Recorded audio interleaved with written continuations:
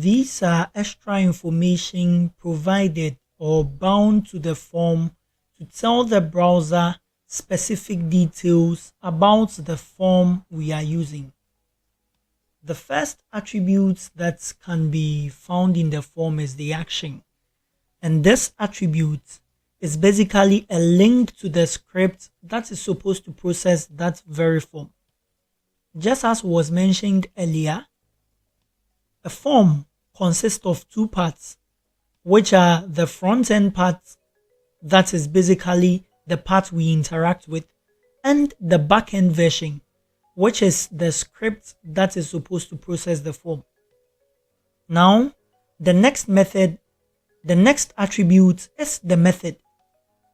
The method just describes how the form is supposed to be sent. An HTML form can be sent using the GET protocol or the POST protocol. The GET protocol is a less secure protocol which is used for submitting less sensitive information, especially information that are not linked to your personal data or information that are not capable of identifying you or who you are. The next thing is the POST method, which is a more secure method that is used to transmit very sensitive information between your computer and the server. Many web applications that make use of forms or that make use of user authentication features use the POST method to submit usernames and passwords. One other attribute that we can consider in forms is the target attribute, and this target attribute is the same as the target attribute we find in HTML links. So, when you specify the target as self, it means that the script that is going to process the form would be opened in that same browser tab. While when you specify the targets as blank, the form is going to open in another tab.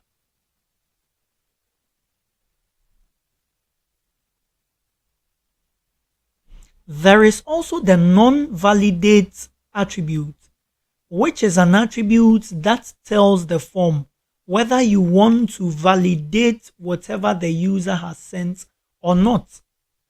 This non-validate attribute works only on the client side or works only on the front end, but does not apply to the back end.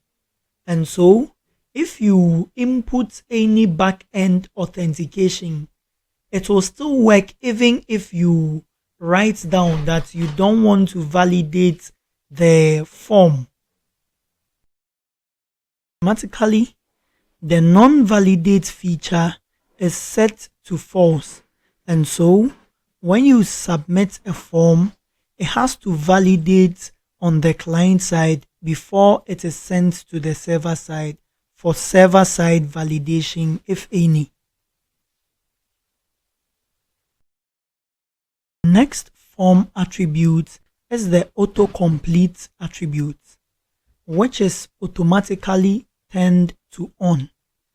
This autocomplete attribute just tells the browser that you want the previous response that were given to fill up the empty spaces you have in the form just by default. Or when you begin filling the form, it should autocomplete certain areas for you. And this feature is automatically set to on, and you can change this feature by setting it to off. The next form attribute is the enc type, which stands for the encryption type.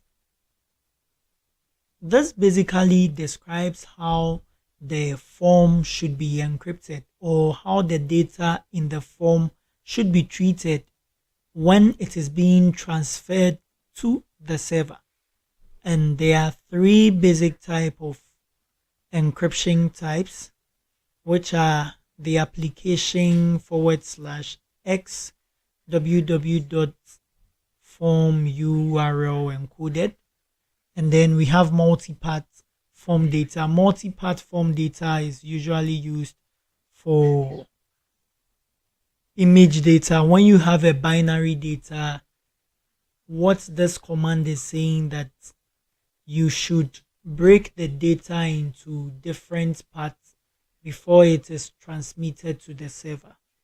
And then the next one is text or plain, which basically adds the plus sign to areas where you have spaces, and that is basically how the form is sent to the server.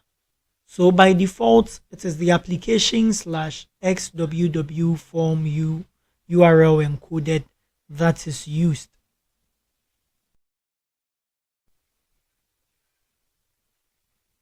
Now, let us look at some of the form elements.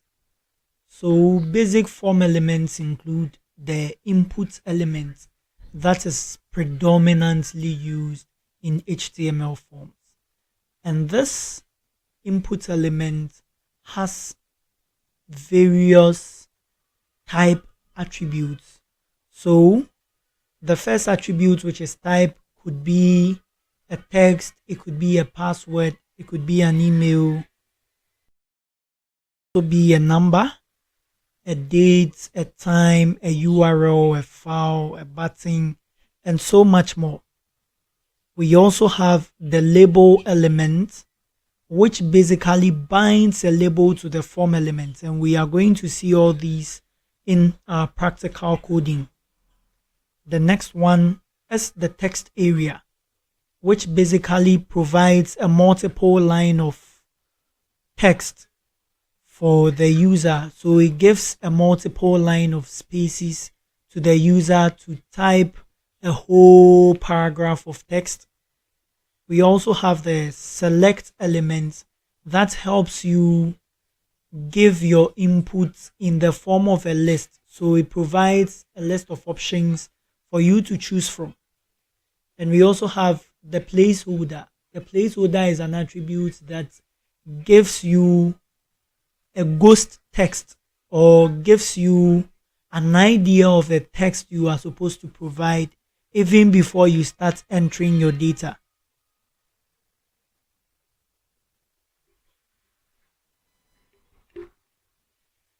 Now, form validation is basically a small amount of checks that the form goes through before it is submitted to the server, or even after it has been submitted to the server. Now, we have two types of form validation, which are client-side validation and the server-side validation.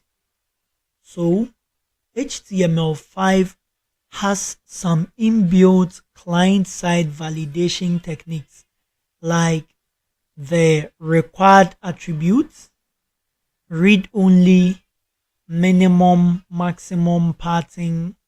The padding just gives a regular expression that should match whatever input you are giving. And we are going to talk about regular expressions when we are dealing with JavaScript.